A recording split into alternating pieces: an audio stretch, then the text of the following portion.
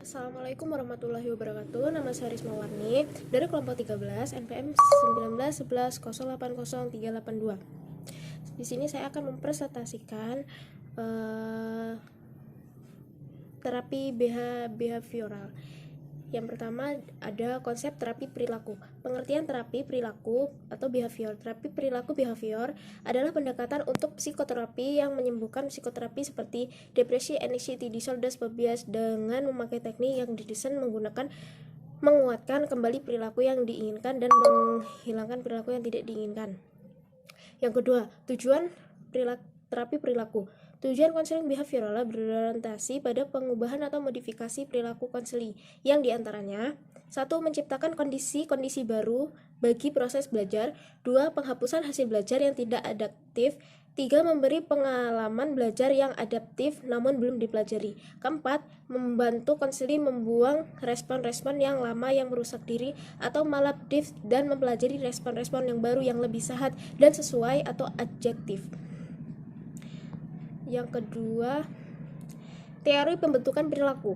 Ada beberapa teori dalam pembentukan perilaku, antara lain 1. Teori belajar klasik seperti eksperimen yang dilakukan Pavlov terhadap anjing perilaku manusia merupakan fungsi dari stimulus perilaku belajar terjadi karena adanya asosiasi antara perilaku dengan lingkungannya.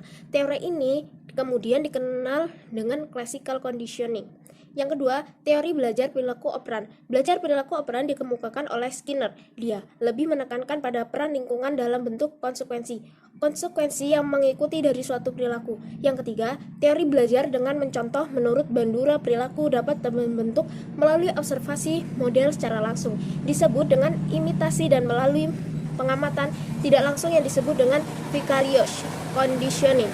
Yang keempat, teori kepribadian menurut terapi perilaku. Perilaku dibentuk berdasarkan hasil dari segenap pengalaman berupa interaksi individu dengan lingkungan sekitarnya. Dan ciri-ciri konseling behavioral. Menurut George Christiani 1990 mengemukakan bahwa konseling behavioral itu memiliki ciri-ciri 1. Berfokus pada tingkah laku yang tampak dan spesifik. 2. Memerlukan kecermatan dalam perumusan. Kedua, memerlukan kecermatan dalam perumusan tujuan konseling. Ketiga, mengembangkan prosedur perlakuan spesifik sesuai dengan masalah klien. Yang keempat, penilaian yang objektif terhadap tujuan konseling. Selanjutnya, jenis-jenis terapi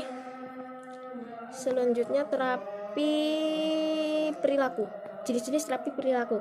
Adapun jenis-jenis terapi perilaku diantaranya yaitu 1. Terapi perilaku kognitif, yaitu metode pengobatan yang didasarkan pada pikiran, perasaan yang menyebabkan perilaku tertentu dengan gangguan jiwa. Yang kedua, analisis perilaku terapan, yaitu metode pengkondisian yang menggunakan cara positif. Yang ketiga, teori pembelajaran sosial. Selanjutnya, teknik-teknik spesifik dalam konseling behavioral. Desensitisasi sistematik merupakan teknik relaksasi yang digunakan untuk menghapus perilaku yang diperkuat secara negatif, biasanya berupa kecemasan, dan ia menyertakan respon yang berlawanan dengan perilaku yang akan dihilangkan. Terapi implosif, terapi yang dikembangkan berdasarkan atas asumsi bahwa seseorang konsekuensi yang menakutkan ternyata tidak muncul, maka kecemasan akan menghilang. Latihan perilaku asertif, yaitu digunakan untuk melatih individu yang mengalami kesulitan untuk menyatakan diri bahwa tindakannya adalah layak atau tidak. Selanjutnya, terapi aversi, aversi. Teknik pengkondisian ini dilakukan untuk meredakan perilaku simptomatif dengan cara menyajikan stimulus yang tidak menyenangkan atau menyakitkan, sehingga perilaku yang tidak dikendaki atau simptomatif tersebut menghambat kemunculannya. Pembentukan perilaku model. Perilaku ini digunakan untuk membentuk perilaku baru pada klien dan memperkuat perilaku yang sudah terbentuk. Selanjutnya, kontrak perilaku.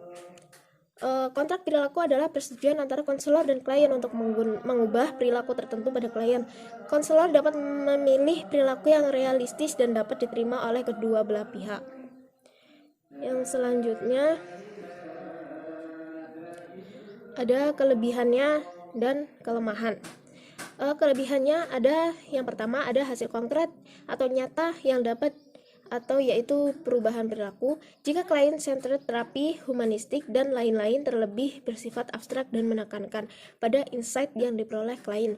Kedua, pembuatan tujuan terapi antara terapis dan klien diawali terapi dan hal itu dijadikan acuan keberhasilan proses terapi. Yang ketiga, memiliki berbagai macam teknik konseling yang teruji dan selalu diperbarui. Dan ada pula kelemahannya. Yang pertama, behavior terapi dan dapat mengubah perilaku tetapi tidak mengubah perasaan. Yang kedua, behavior terapi tidak menimbulkan insight. Yang ketiga, behavior terapi lebih mementingkan memerlukan simptom-simptomnya daripada penyebabnya. Terima kasih. Assalamualaikum warahmatullahi wabarakatuh.